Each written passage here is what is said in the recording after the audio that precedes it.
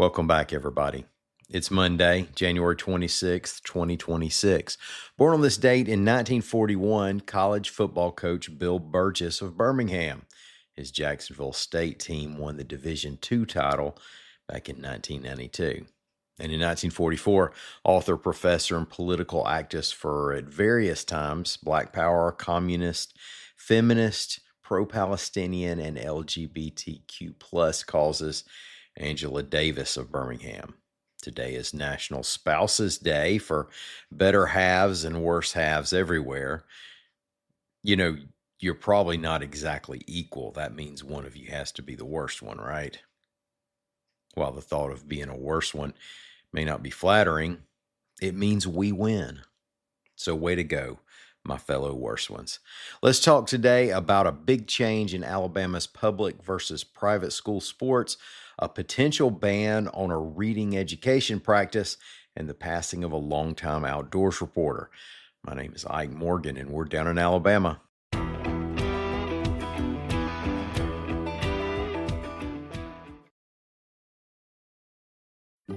All these patients complaining they can't get their medicines. Insurers and PBMs are often owned by the same giant company, so middlemen, like me, decide what medicines you can get and how much you pay. But don't worry, if your prescription gets denied, we know another one that works for us. I mean, you. Washington should stop PBMs and insurers from driving up drug costs. Learn more at phrma.org/insurer costs. Paid for by Pharma.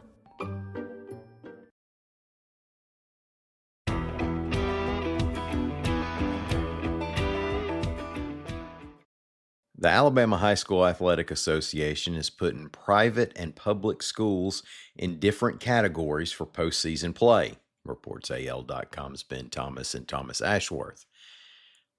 Public and private schools may still compete in sports during the regular season, just as teams in different classes may, but they won't be competing for the same state championships. That decision came via a 13-2 vote by the Central Board after a 7-hour work session last week. Currently, there are 7 classifications in football for Alabama schools. Going forward, Alabama will have 6 public school classifications in football and 2 private school classifications. Now, classes are generally set by student enrollment numbers. A point of conflict over the years has been that private schools multiply their enrollments by 1.35 for classification purposes, right? So they classify as if they have more students there than they really do. Now, this move removes the need to do that. AHSAA Executive Director Heath Harmon also wrote in a press release that, quote, funds from the CHOOSE Act, Accountability Act, tuition assistance, teacher reductions, and scholarships will no longer impact athletic eligibility, end quote. The Alabama Senate has passed a bill that would ban 3Qing from elementary school education, reports AL.com's Ruth Servin Smith. Okay, I assume 3Qing meant smoking pork shoulder, ribs, and beef brisket at the same time. Turns out it has to do with learning how to read. So we're all getting educated here. 3Qing is considered an outdated method of learning to read that has the students use context and visual clues to figure out a word. Current thinking says that leads to guessing and that it's much more effective for the students to have to sound out the words. This bill comes as Alabama has seen major improvement in its literacy efforts. 4th grade students in Alabama have improved from 52nd to 33rd nationally on reading tests. Now, according to American Public Media, at least 14 states have already banned 3Qing. And there are many great reporters working today and many more over the years who worked for all those daily newspapers in every city and town. But not too many reporters reach that legendary status outside their own newsrooms. Mike Bolton did, and he had an award to prove it. AL.com's Craig Stevenson reports that the longtime outdoors and sports writer for the Birmingham News and AL.com passed away on Friday. Over the years, Bolton wrote for several Alabama publications: the Montgomery Advertiser, Dothan Eagle, Tuscaloosa News, Enterprise, Southeast Sun, and others. For the Birmingham News, he covered a number of assignments, but most people will remember the Outdoors column he wrote from 1987 until 2024.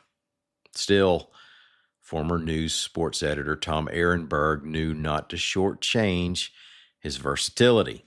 He called Bolton one of the best features writers or hard news reporters he ever knew on any topic. Bolton was named one of the 50 legends of the Alabama Sports Writers Association in 2022, and he's in the St. Clair County Sports Hall of Fame. He also received the Governor's Conservation Award. Now, also on that list of 50 legends, by the way, is Bolton's dad, Clyde, who covered NASCAR and college football, among other sports. Now, like a lot of newsroom characters, Mike Bolton could spin a great story and could leave you in stitches, in person or with his writing. Another Birmingham News alum, Ron Ingram, recalled that Bolton named his boat Assignment, so when people called the house, his wife could tell him, Mike's on assignment. I'm trusting Ron has that story right and Mike wasn't just pulling his leg. I really hope that one's true. Mike Bolton was 70 years old. Thank y'all so much for listening to us. We're going to be back here again in the morning. Until then, like always, y'all come on by and see what we're doing anytime you want to on the World Wide Web at al.com.